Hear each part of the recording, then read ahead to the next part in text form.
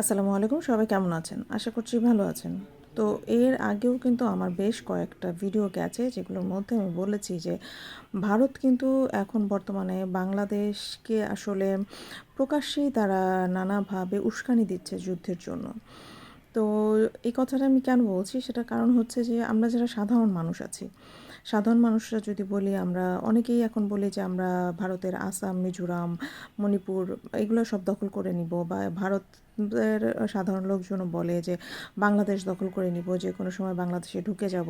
বিশেষ করে পশ্চিমবঙ্গের যারা আছে লোকজনরা, বা ভারতের আশেপাশে আমাদের সীমানায় যারা থাকে, তারা মাঝে মাঝেই ফেসবুকে স্ট্যাটাস দেয় বা টুইটারে দেয়, ঠিক আছে, এসব নিয়ে। তো আমরা সাধারণ মানুষ যদি এগুলো বলি, সেগুলো তেমন একটা মানে তেমন একটা কিছু হবে না, বা তেমন কোনো গুরুত্ব নেই এগুলোর। কিন্তু এই জিনিসগুলো যদি কোনো সরকারে থাকা কোনো লোকজন যদি বলে, ঠিক আছে, সেটার ক্ষেত্রে কিন্তু এটার গুরুত্বটা অনেক বেশি।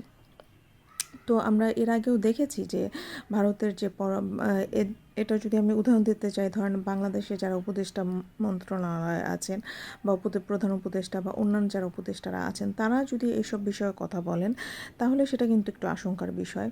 বা ভারতের কোনো মন্ত্রী, বা ভারতের যে পররাষ্ট্রমন্ত্রী বা অন্যান্য যারা আছে, তারা যদি এই সব জিনিসগুলো বলে থাকেন যে বাংলাদেশকে যুদ্ধের জন্য প্রস্তুতি না, বাংলাদেশের বিরুদ্ধে যুদ্ধের জন্য প্রস্তুতি নেওয়া, বা বাংলাদেশের ভেতর থেকে যদি সরকারে থাকা লোকজনরা বলে যে ভারতের জন্য, ভারত যদি যুদ্ধ করতে আসে, সেক্ষেত্রে বাংলাদেশের আমাদের পর্যাপ্ত প্রস্তুতি আছে।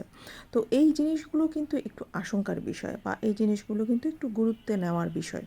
এটা আমি কী কারণে বলছি, বা কিছুদিন আগে যে আমাদের মাহফুজ আহমেদ যে উপদেষ্টা আছেন, সে কিন্তু ফেসবুকে একটা মানচিত্র দিয়ে কিন্তু বলেছিল ভারতের এই জায়গাগুলো কিন্তু বাংলাদেশের অতীতের ছিল, এগুলো কিন্তু আমাদের দখল করতে, বা এরকম একটা পোস্ট দিয়েছিল। সেটা নিয়ে কিন্তু ভারতের তোলপাড় চলছিল, এবং কিছুক্ষণ পরেই হচ্ছে সে পোস্টটা হচ্ছে ডিলিট করে দেওয়া হয়। আমি সেই কথা থেকেই বলছি আর কি।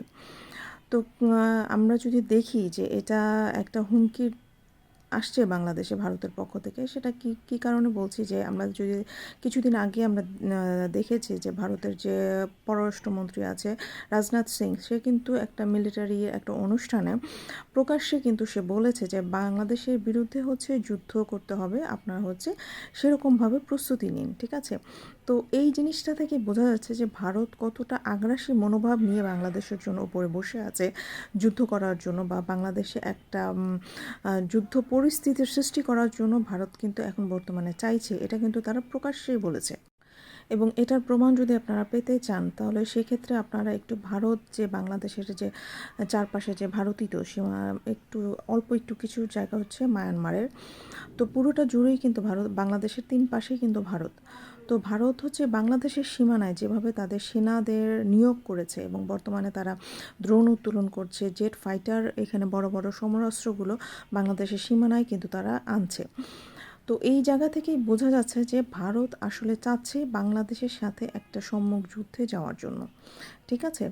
তারা এটা আসলে নানাভাবেই তারা প্রকাশ করছে, এবং এটা নিয়ে আসলে বাংলাদেশের এখন খুবই সতর্ক থাকা উচিত। কারণ আমরা জানি বাংলাদেশের হচ্ছে সেনাবাহিনী হচ্ছে অনেক ভালো একটা পজিশনে আছে, কিন্তু বাংলাদেশের নৌবাহিনী বলেন বা বিমান বাহিনী বলেন, সেক্ষেত্রে কিন্তু আমাদের কিন্তু একটু দুর্বলতা কিন্তু আছে, আমরা বলতে পারি।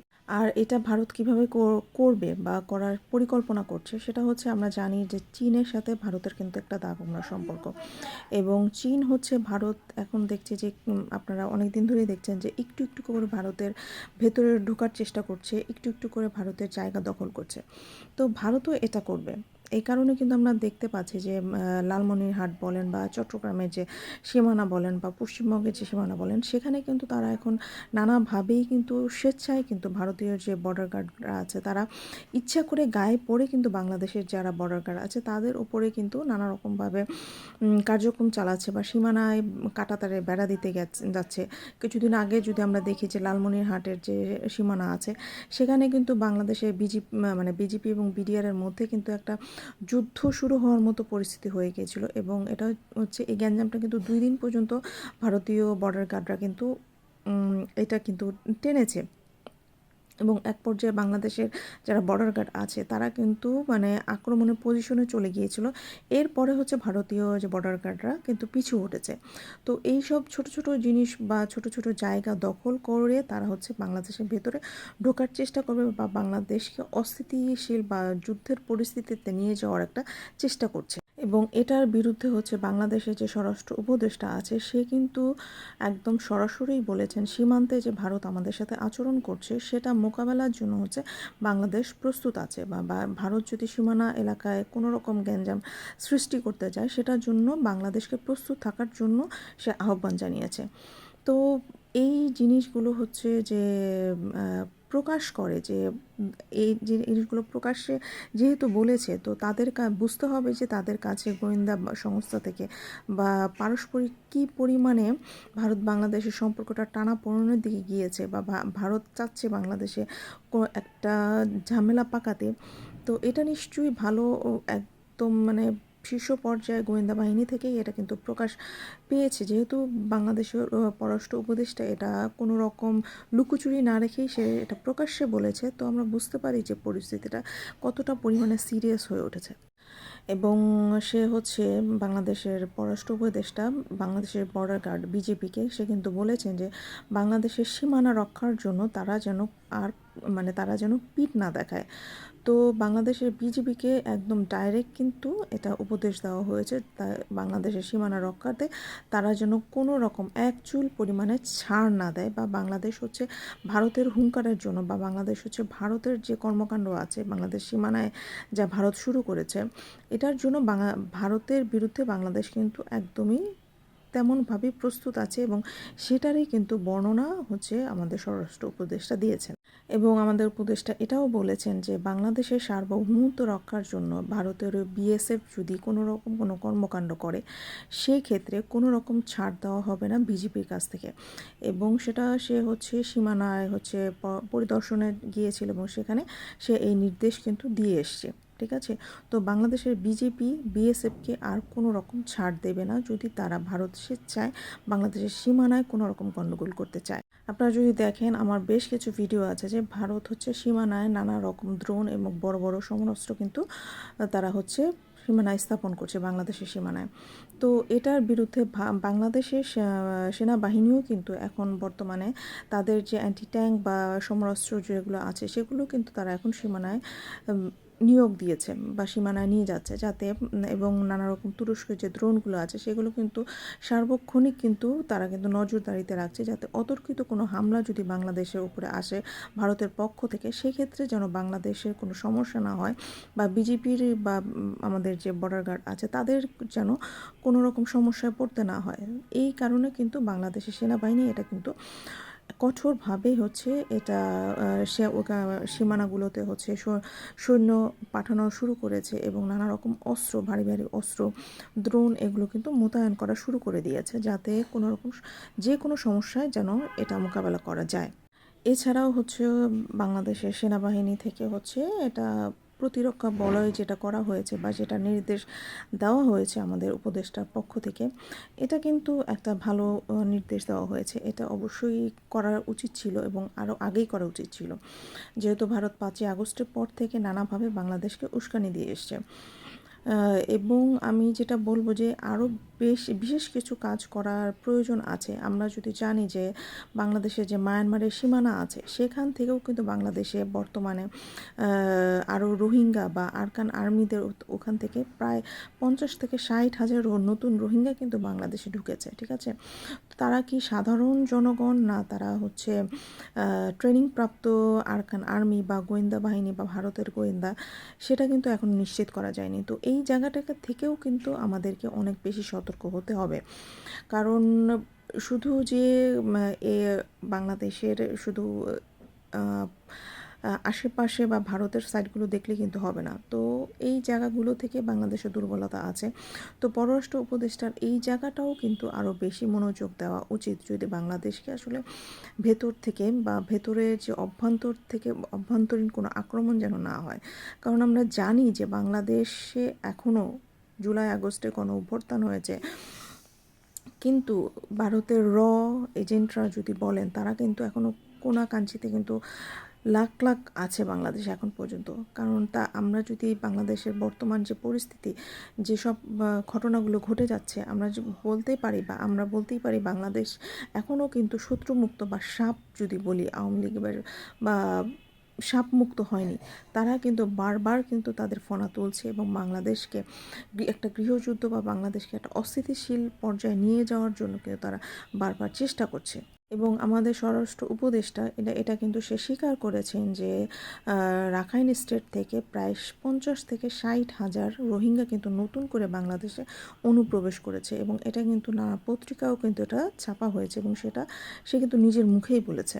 এবং যারা নতুন করে রোহিঙ্গারা এসছে তাদের এখন পর্যন্ত কোনো নিবন্ধন করা হয়নি, বা তাদের কোনো সংখ্যা এখন পর্যন্ত তেমনভাবে লিখিতভাবে কোনো রকম কাগজ তৈরি করা হয়নি। তো এটার জন্য জরুরিভাবে কার্যক্রম শুরু করতে হবে, এবং তাদেরকে অবশ্যই নজরদারির মধ্যে রাখতে হবে যে তাদের কার্যকলাপগুলো কোন দিকে যাচ্ছে। এবং এর আগে যে 11 লাখ রোহিঙ্গারা বাংলাদেশে ঢুকেছে তাদের কিন্তু নিবন্ধন করা আছে, কারণ ভবিষ্যতে যদি জাতিসংঘ থেকে কোনো রকম মানে সংখ্যা চাওয়া হয় বাংলাদেশে যে কত লাখ রোহিঙ্গা আছে, তাদের পরিচয় কী এবং তারা যে মায়ানমার থেকে এসছে তার প্রমাণ কী, সেটার কিন্তু প্রমাণ কিন্তু রাখা হয়েছে এবং তাদের আঙুলের ছাপ দেওয়া হয়েছে। কিন্তু বিগত যে 50 থেকে 60 হাজার রোহিঙ্গা যে ইদানিংয়ের মধ্যে ঢুকেছে 1.5 মাসের মধ্যে, তাদের কিন্তু এখন পর্যন্ত নিবন্ধন করা হয়নি। কিন্তু আমাদের স্বরাষ্ট্র উপদেষ্টা চাচ্ছে যে তাদের নিবন্ধন করা হোক, যাতে ভবিষ্যতে তারা যে মায়ানমার বা রাখাইন রাজ্য থেকে এসছে তার যেন একটা প্রমাণপত্র থাকে। কিন্তু বাংলাদেশের উচ্চ পর্যায় থেকে এই কাজটা করা এখনও সম্ভব হচ্ছে না, এবং এটা কী কারণে সম্ভব হচ্ছে না এটা কিন্তু আসলে প্রকাশ করা প্রয়োজন। আর এই কাজগুলো কেন এত ডিলে হচ্ছে আসলে এটা আমার বোধগম্য হচ্ছে না।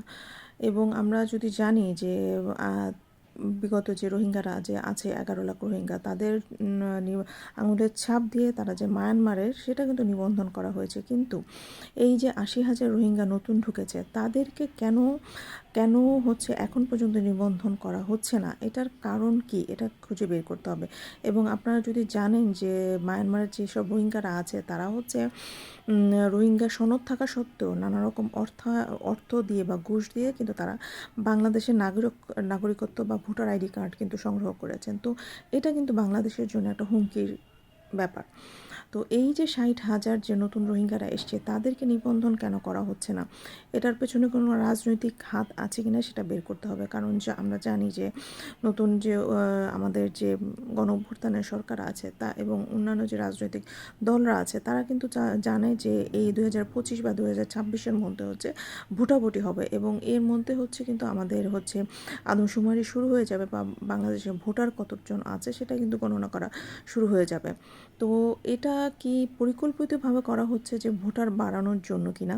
তো এই যে বিষয়টা আমাদের সরকারের পক্ষ থেকে আসলে খুবই দ্রুত এই কাজগুলো সম্পূর্ণ করা উচিত। এবং এটা যদি খুব দ্রুত না করা হয় তারা কি করবে, বা অন্যান্য যারা দলের লোকজনরা আছে তারা বা রাজনৈতিক দলের লোকজনরা তারা কিন্তু খুবই সহজে তারা ঘুষের মাধ্যমে টাকার মাধ্যমে বাংলাদেশের নাগরিকত্ব বা বাংলাদেশের ভোটার আইডি কার্ড নিয়ে নেবে। তখন কিন্তু আর আমরা প্রমাণ করতে পারবো না যে তারা মায়ানমার বা রাখাইন এলাকা থেকে এসছে, এবং তারা চাইলেই কিন্তু বাংলাদেশের ভেতরে যে কোনো একটা অরাজকতা সৃষ্টি করতে পারে। যেহেতু তারা রোহিঙ্গা, তারা বাংলাদেশের নাগরিক না, তো বাংলাদেশের কি হলো না হলো সেটা নিয়ে তাদের কোনো মাথা ব্যথা নেই, এবং তারা খুবই সহজভাবে ভারতের জন্য বাংলাদেশে অভ্যন্তরে বসে নানা রকম কার্যকলাপ চালানো। তো এই বিষয়টা খুবই দ্রুত আসলে সমাধান করা উচিত। এবং এই নিবন্ধনটা বাংলাদেশের উচ্চ পর্যায় থেকে কেন কাজ শুরু করা হচ্ছে না এবং কী কারণে এই ঝামেলাগুলো আটকে আছে, এটা আসলে আমাদের জনসাধারণকে আসলে আওয়াজ তুলতে হবে যে যে কী কারণে এই রোহিঙ্গাগুলোকে এখন পর্যন্ত নিবন্ধন করা হয়নি। কারণ এটা কিন্তু বাংলাদেশের জন্য একটা বড় হুমকি হতে পারে ভবিষ্যতে, বা ভারতের জন্য খুবই একটা ইজি ওয়ে হয়ে যাবে এই জিনিসটা দিয়ে। তো আমরা যদি দেখি যে এইসব রোহিঙ্গার কারণে কিন্তু চট্টগ্রামে অনেক জায়গা কিন্তু নষ্ট হয়েছে, এবং আমরা জানি যে রোহিঙ্গারা সাহায্যের জন্য বাংলাদেশে এসছে। তো সাহায্যের জন্য এসছে, তাদেরকে আমরা সাহায্য করব, কিন্তু নিবন্ধন কেন করব না? নিবন্ধন না করে তাদেরকে আমরা কেন বাংলাদেশের নাগরিকত্ব নেওয়ার একটা সুযোগ করে দিচ্ছি কেন? ঠিক আছে, বা তারা এই সুযোগটা পাবে কী কারণে? এই জিনিসটা হচ্ছে প্রশ্ন তুলতে হবে আমাদের সবার পক্ষ থেকে। এবং আমরা যদি দেখি যে ভয়েস অফ আমেরিকাকে কিন্তু ডক্টর মোহাম্মদ ইউনুস কিন্তু বলেছিল যে রোহিঙ্গাদেরকে সে আগমন মানে স্বাগত জানাবে এবং রোহিঙ্গাদেরকে সে হচ্ছে নাগরিকত্ব দিবে। তো এটা হচ্ছে সে আরও বলেছিল যে যতই খুশি তারা আসতে পারে, তাদেরকে বাধা দেওয়া হবে না। তো এই বক্তব্যটার আমি তখনও দ্বিমত করেছি বা আমি এখনও করছি, কারণ এটা বলা আসলে বাংলাদেশের সার্বভৌমত্বের জন্য একটা হুমকির কথা। ঠিক আছে, একটা দেশ থেকে একটা লোকজন চলে আসবে, লাখ লাখ হাজার হাজার ঢল নামে বাংলাদেশে। এমনিতেই বাংলাদেশ হচ্ছে নানা সমস্যায় জর্জরিত, একটা স্বৈরাচারী সরকার নেমে গেছে। এখন যদি আরও হাজার হাজার লাখ লাখ রোহিঙ্গারা আসে, এই এই ধসটা বা এদের যে এদের পরিচালনা করা, এটা কিন্তু একটা বড় হুমকির মুখে পড়বে বাংলাদেশ, বা একটা বড় একটা সমস্যা কিন্তু বাংলাদেশের জন্য।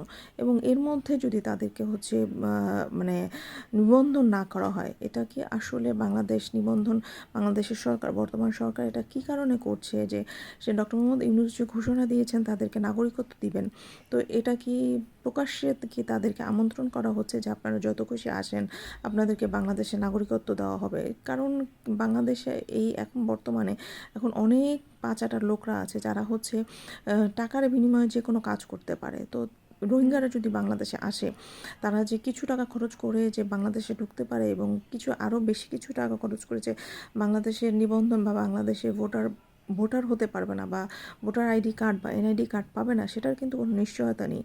তো এই জিনিসটা নিয়ে আসলে বাংলাদেশের জনগণের আসলে একটু সোচ্চার হওয়া উচিত, বা সরকারকে প্রশ্ন করা উচিত যে আপনারা যে এই যে 60,000 নতুন রোহিঙ্গা বাংলাদেশে ঢুকিয়েছেন, এদেরকে নিয়ে আপনাদের পরিকল্পনা কি, এবং এদেরকে নিয়ে আসলে আপনারা কি করতে চাচ্ছেন, বা এদের নিবন্ধন এখন পর্যন্ত আপনারা কেন করছেন না? এটা আমার বলার কারণ হচ্ছে যে বাংলাদেশে যারা দেশপ্রেমিক লোকজন আছে, ঠিক আছে, আমরা যারা দেশকে ভালোবাসি বা দেশের সার্বভৌমত্ব রক্ষার জন্য যা করা দরকার বাংলাদেশের জনগণ আসলে সবসময় করে এসছে, তারা কিন্তু কখনো পিছপা হটেনি।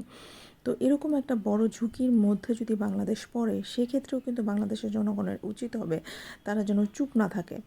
আমরা জানি এটা হচ্ছে গণঅভ্যুত্থানের সরকার বা আমাদের নির্বাচিত করা সরকার, কিন্তু তারপরেও তাদেরকে আমাদের কাছে জবাবদিহি করতে হবে যে আপনারা কেন এত বড় ঝুঁকির কাজটা এখন পর্যন্ত শেষ করেননি, ঠিক আছে, বা আপনারা কেন প্রকাশ্যে রোহিঙ্গাদের বাংলাদেশে আসার জন্য আমন্ত্রণ জানিয়েছেন, তারা কেন বাংলাদেশে এসে হচ্ছে ফ্রিতে তারা হচ্ছে থাকা খাওয়া পাচ্ছে, ঠিক আছে, তারা আশ্রয় নিয়েছে, তাদেরকে আমরা আশ্রয় দিয়েছি, এবং বাংলাদেশে উচিত হবে তাদের দেশে হচ্ছে তাদেরকে প্রেরণ করা। নতুন করে বাংলাদেশে কেন বোঝা আরও বাড়াবেন? ঠিক আছে, বোঝা যেহেতু একটু বেড়েও গেছে, তো এদেরকে আসলে নিবন্ধন করুন এবং নিবন্ধন করে প্রমাণ রাখুন যে তারা হচ্ছে মায়ানমারের নাগরিক, তারা বাংলাদেশের নাগরিক না। এবং বাংলাদেশে বর্তমানে যারা এখন সরকারে আছেন, তাদের উচিত হবে এই জিনিসগুলো কঠোর হাতে দমন করা, যাতে এই সুযোগটা ভারত যেন না নিতে পারে, বা রোহিঙ্গাদের আড়ালে ভারত যেন কোনো মুভমেন্ট যেন বাংলাদেশে করতে না পারে। ঠিক আছে, তো আমি বাংলাদেশের সরকার বা আমাদের যারা উপদেষ্টা মণ্ডলী আছে তাদেরকে বলবো যে এই সমস্যাটা নিয়ে আপনারা আসলে এখন পর্যন্ত কি করছেন বা কি করতে চাচ্ছেন, এটা আসলে প্রকাশ করা উচিত, কারণ এটা ভবিষ্যতে বড় একটা গলার কাটা হয়ে দাঁড়াতে পারে বাংলাদেশের জন্য। তো এই বিষয়টা নিয়ে যদি আপনাদের কোনো মতামত বা অন্য কোনো মতামত বা ভিন্ন কোনো মতামত বা কোনো প্রশ্ন যদি থাকে, আমাকে অনায়াসে বলতে পারেন। তো ভালো থাকবেন সবাই, আল্লাহ হাফিজ।